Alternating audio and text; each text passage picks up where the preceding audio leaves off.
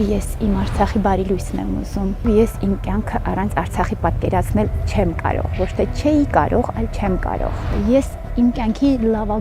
լավագույնի եւ ամենալավի գագաթնակետը վայելել եմ Արցախում։ Այո, իմ կյանքի լավագույն տարիները Արցախում են անցել։ Ես այնտեղ ոչինչ չեմ թողել, ամենը բերել եմ ինձ հետ։ Ափսոսանք չունեմ, միայն ունեմ երազանք վերադարձի։ Արցախցուն այսօր սփոփելը շատ դժվար։ Հայրենիք տանող ճանապարհները երբեք վախենալու դժվար չեն լինում։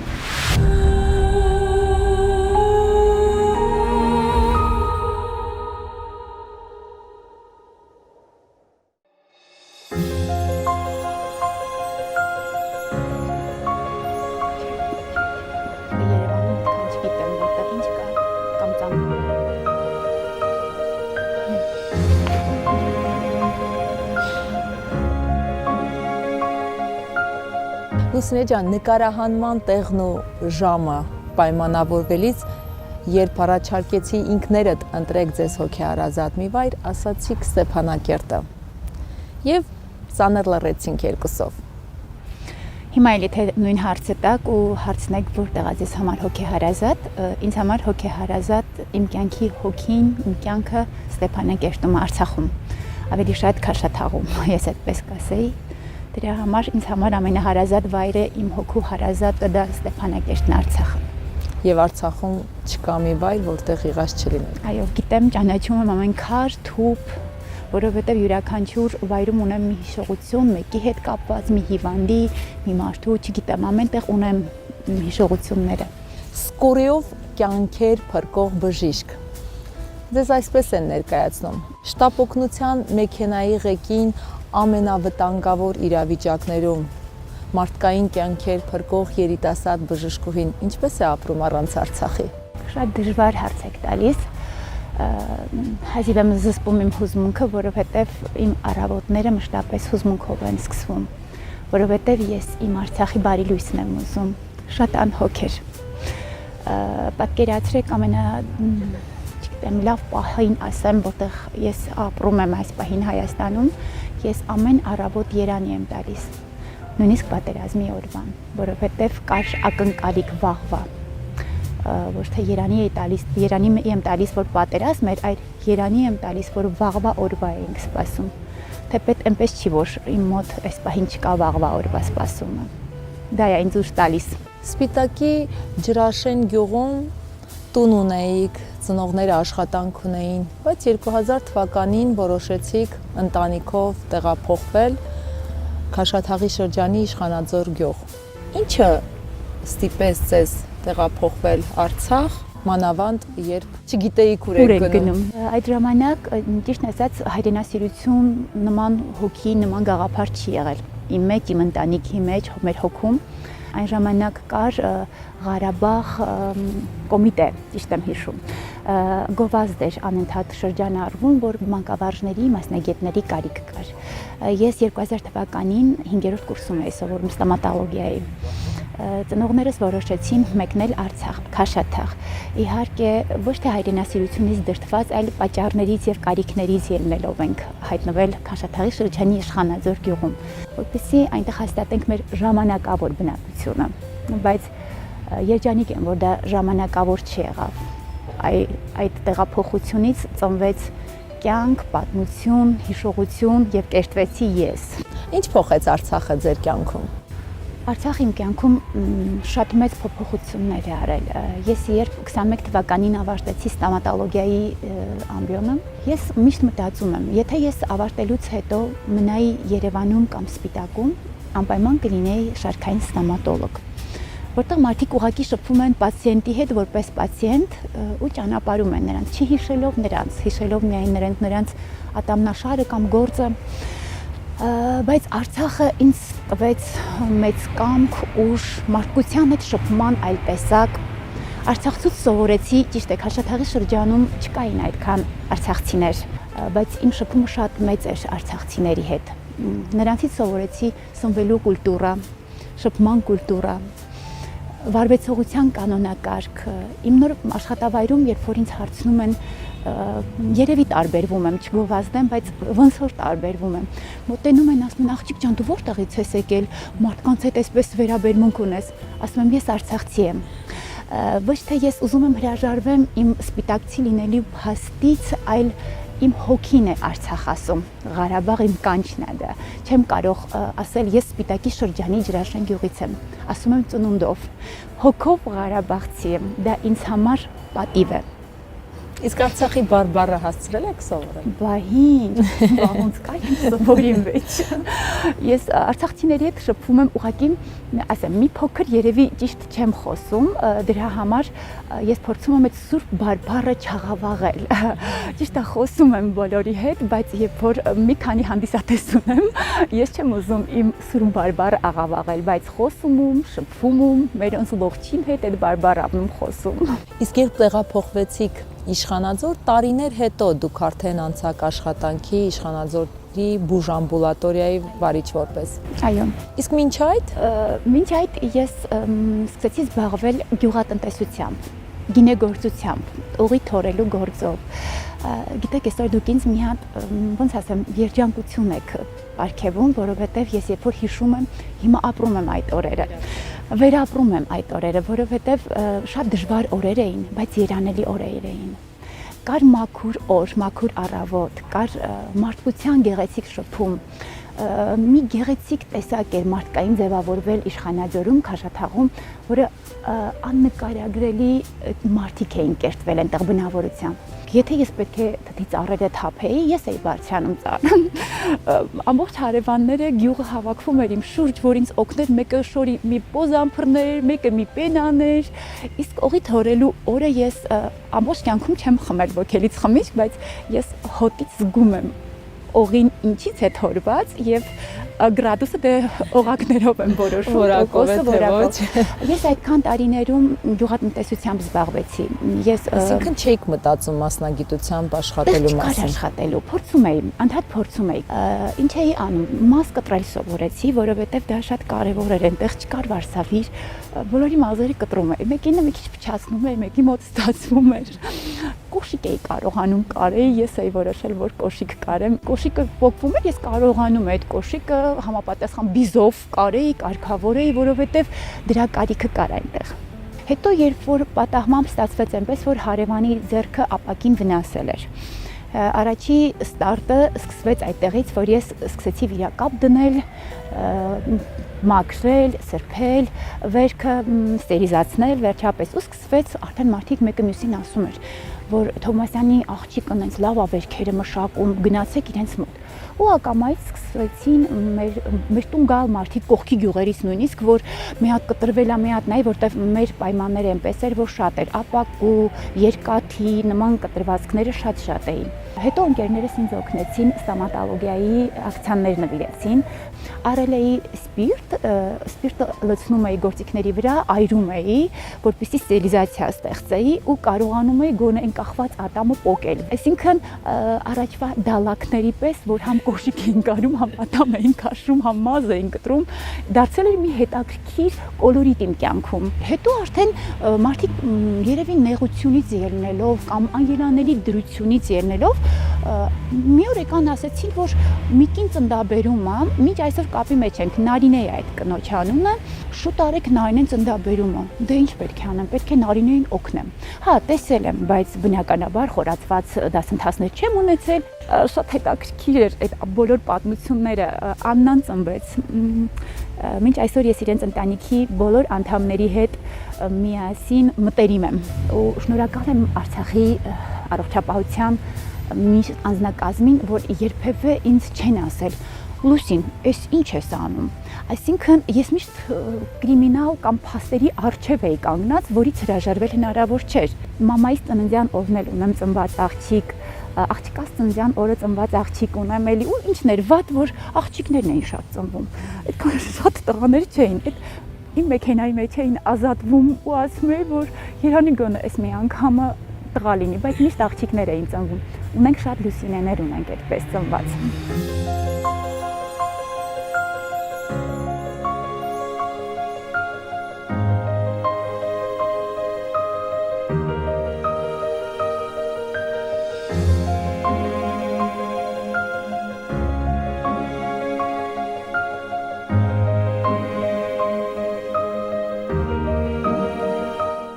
44-օրյա պատերազմում ամենաթեժ կետերում էիք։ Միթե կնոջ տեղը պատերազմում առաջնագիծն է։ Այո, կնոջ տեղը այնտեղ է, որտեղ կա հայրենիք։ Այսինքն մարդը անկախ սեռից, եթե կա հայրենիք ու հայրենիքի պաշտպանություն, պետք է լինի այնտեղ մարդը, կինը։ Հետո կնոջ ներկայությունը միշտ տղամարդկանց, ճիշտ է, տղամարդիկ մեր ուժն են, կամքն են, թիկունքն են, բայց ամեն դեպքում մենք նրանց շատ ուժ ենք տալիս։ Ես հասկանում եմ, որ պատերազմի ժամանակ, երբ որ ես ծիծաղելով գալիս էի մտնում հոսպիտալ արդեն, տղամարդկանց դեմքի արտահայտությունը անմիջապես փոխվում էր։ Ու հետաքրքիր էր, որ ես ծաղիկ էի տեսնում բակերում, վարդ կտրում էի, գնում էի բուժքույրերին, ասում էի, հələ մի հատ էս ծաղիկները դրեք ջրի մեջ, նոր սիրում եմ միշտ տոնուս տալ մարդկանց։ Բայց ես ճիշտն ասած մտածված չի եղել, որ ես եղել եմ այնտեղ, որտեղ որ գտնվել եմ։ Այդա իմ սիրտն է ինձ տարել, իմ հոգու կանչն է ինձ տարել։ Եթե լինի նորից նման բան, Աստված մի արասցե, որ ունենանք նման տեսակի պատերազմներ, թող միայն հաղթանակած պատերազմներ ունենանք, եթե կունենանք, վստահ եմ, որ պետք է հաղթանակենք, բայց թող առանց պատերազմ լինի։ Ես նորից կլինեմ նույն տեղը, որտեղ եղել եմ, ու սիրով։ Իսկ ինչպես ստացվեց, որ հենց դուք շտապօգնության մեքենան վարեցիք, որպես վարորդ աշխատեցիք։ Մեքենան 20 թվականի սեպտեմբերի 18-ին էի նվեր ստացել կառավարությունից իշխանաձորի բուժամբուլատորիայի համար։ Մեքենան չէր վարվել ու չէր օգտագործվել ընդհանրապես։ Զինհոսպիտալի հրամանատարին առաջարկեցի, ասի Դանիել Մարատիչ, եկեք կազմակերպենք այս մեքենան, սարքի կարգավորենք, որպեսզի օգտագործվի, տեսանք վարորդ չունենք, որովհետև Երևանից եկած վարորդները յուրաքանչյուրը կցագրված էր իր մեքենային, կատարում էին իրենց աշխատանք, իրենց պարտքը, իրենց գործողությունը յուրահատուկ կերպ։ Մուրացյանի լաբորատորիայի բուժքույրեր վարորդի հետ շփոթվել էին ու հայտնվում էին գրեթե այդ ջրականի կողմերը կրակի տակ ու զանգեց ինձ վարորդով ճանաչում էր, թե դոկտոր չենք հասկանում ուր ենք, այս ինչ տեղն ենք, դե քանի որ ես տիրապետում էի Արցախի Քարշաթաղի յուրաքանչյուր քար ու կտոր ու հող ու փայտ ես գիտեի որտեղ ինչ կար, հասկացա որ վտանգի մեջ են արդեն, սպասեցնել տվեցի, գնացի իրենց բերեցի, արդեն հաջորդ օրերից սկսվեց, որ հոսպիտալը կարիք ունի արյան, պլազմայի եւ բազմաթիվ տեսակի վիրավորների տեղափոխման, ես ինքնակամ, ճիշտ ասած չեմ հիշում ոնց եմ որոշել, որովհետեւ դա ինքնաբուխ իմ որոշումն է դա եղել, կարիքը եղել է, կատարել եմ այդ աշխատանքը ու չէի սպասում, որ ինչ-որ բան ինձ ասեին, որ ես դա պետք է կատարեմ, կար վիրավոր ջրականից իջեցնելու բարձրանում էի ու հետաքրքիր էր, որ ես միայն հոսպիտալի մոտ էի մեքենայի լույսերն անջատում։ Մտածում էի, որ բնականաբար անօդաչու սարքերը պետք չէ, որ լույս լինի, նոր ինձ վնասեն կամ որևէ բան լինի ինձ հետ, ես չէի վախենում։ Հիմա էլ եմ ես մտածում, որ ես էլի չեմ վախենա, որովհետև այդ պահին կար իմ օգնության կարիքը, որովհետև կար այդ պահին զինվորին կյանք տալու կարիքը, ոչ միայն զինվորին, նաև զոհերին։ Մինչև մեր զինվորական զինհոսպիտալի հրամանատարը զանգեց մի օր գիշերը, չեմ ուզում շատ հիշեմ այդ էպիզոդները, ասաց Լույս ջան, բա 3 զոհ ունենք, որ չենք տեղափոխել։ Ես առանց տրտնջալու ժամը 4-ն էր իմ անձնակազմով մեր տուն էինք գնացել, որ մի փոքր սնվենք, գոնե հանգստանանք, որ տեսնենք մեզ երբ կկանչեն։ Ես նորից գնացի Իշխանաձորի հիվանդանոցի բուժամբուլատորիայի բակ, մեր լույս տղաների շիրիմները դրեցի մեքենան ու ուղևորվեցի դեպի Կապա։ Պատերազմը ուժեղացնում է։ Այո։ Ես հիմա որ հիշում եմ ինչեր եմ արել, սթափ մարդը չի կարող։ Երևի երբ որ հոգում էլ կա հայրենիքի տենչ, հայրենասիրության տենչ, մարդը ակամայից ենթարկվում է իր հոգու թելադրանքին, ոչ թե ինչ-որ բան, այսինքն սիտուացիան ինչպես թելադրում է, որևէ օր չեմ ընկճվել ու վհատվել, որովհետև կար հավատք, հաղթանակի հավատ եւ հավատք, Աստծո հավատքը եւ հաղթանակի հավատը։ Երբ որ հիշում եմ արդեն կապով, անլար կապով ունեցանք, որ լուր ունեցանք, որ ինքնաթիռները ռմբակոծում են կոնկրետ մեզ, Մուրացյանի զինհոսպիտալի բժիշկները եւ մենք բոլորս դուրս չեկանք հիվանդի, որովհետև վիրահատական սեղանների վրա կար պարկած 4 երիտասարդ, որոնք վիրահատության ընթացքի մեջ էին։ Որևէ մեկս դուրս չեկանք հիվանդանոցից։ Ու հրամանատարը բղավում էր. ժողովուրդ, ով գործ չունի, դուրս եկեք, գոնե փրկվեք մի քանիսդ, որ էլի կարողա զինվոր բերեն։ Այսինքն մեր բոլորի գաղափարն ու միտքը մենակ նա էր փրկել, օգնել, դուրս չեկանք որևէ մեկս հիվանդանոցից, բուժամբուլատորիայի շենքից, բայց փառք Աստծո, պատկերացրեք, ովքեր պարապ էին, հայի հավատքը շատ մեծ է Աստծո նկատմամբ, ծնկի էին եկել ու բարձրաձայն բղավելով աղաղակում էին Աստծուն,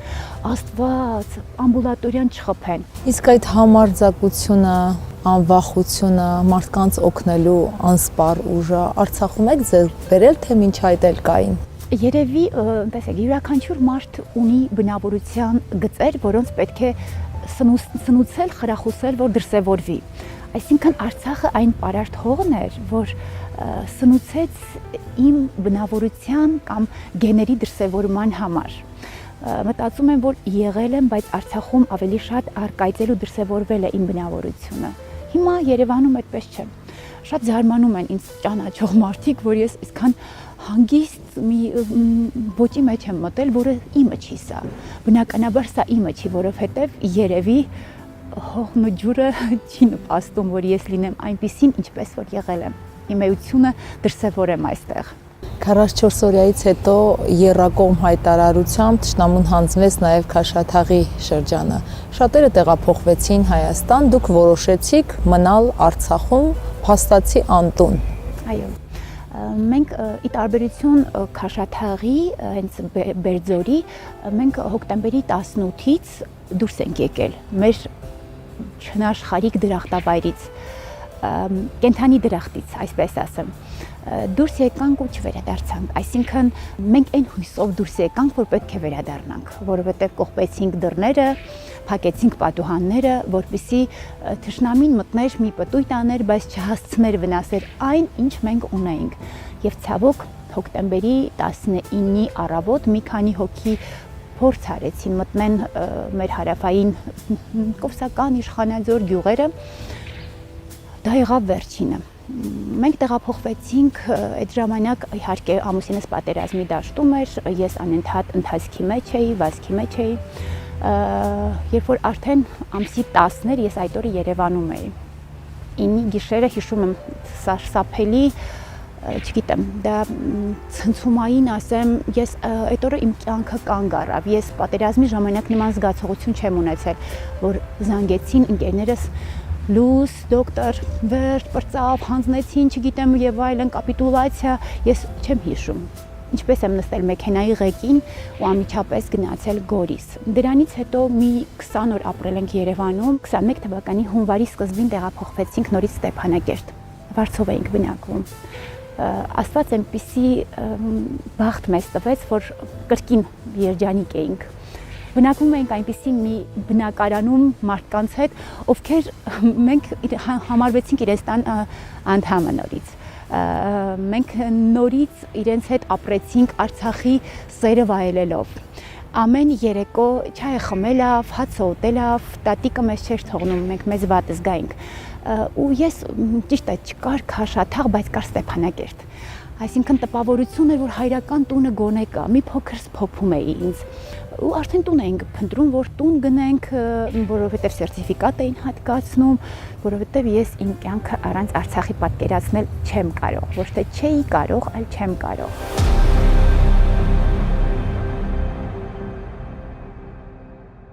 Իմ կյանքի լավագույն տարիներն անցել են Արցախում։ Դուք եք ասել։ Ժպտացի, որտեվ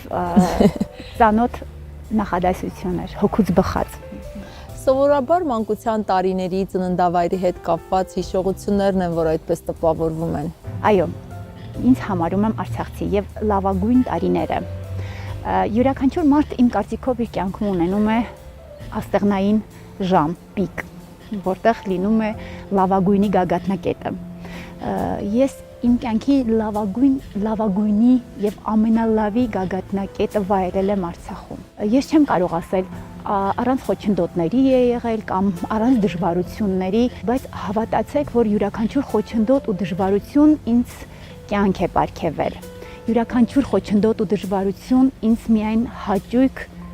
ու երջանկություն է տվել։ Դրա համար ես ասում եմ, որ այո, իմ կյանքի լավագույն տարիները Արցախում են անցել։ Երբ որ ընկերներիս կամ ընկերուհիներիս հետ խոսակցություն եմ ունենում, ասում են՝ գնացինք, ջահել կյանքներս անցավ եւ այլն, այսպես այնպես, ես առաջի հարցս է լինում, հակահարվածի պես հարցակվում եմ։ Ու դու դժգոհ ես, որ դու այնտեղ ես ապրել։ Չէ, դե միգուցե ուզում էին ասեին։ Չէ, դե մենք այդպես չասեցինք, մենք ուղղակի ուզեցանք ասեինք, որ թողեցինք ամեն ինչ։ Ես չեմ համարում թողել եմ ամեն ինչ։ Ես ինձ հետ բերել եմ այդ ամենը։ Այսօրվա մարդկության վերաբերմունքը իմ նկատմամբ կամ փոխադարձ շփումը, որոնց հետ մինչ այսօր ունեմ իմ կապերը, իմ հարաբերությունները, իմ աշխատողների հետ, իմ պացիենտների հետ, պատկերացրեք, որ նույնիսկ Երևանում ամենալավագույն բժշկի մոտ այցելելուց հետո պետք է եզրակացություն ուղարկեն ինձ դեղորայքի նշանակման հետ, ասեն քո կարծիքն ենք ուզում լսենք։ Ես ունեմ այդպիսի ժառանգներ, այսինքն ես չեմ համարում, որ անցավ եւ ավարտվեց։ Ես ինձ հետ բերել եմ այստեղ ու կտանեմ մինչեւ իմ կյանքի վերջ իրենց։ Դուք միշտ վայելել եք արցախցիների սերն ու հարգանքը։ Քաշաթաղցիների համար հատկապես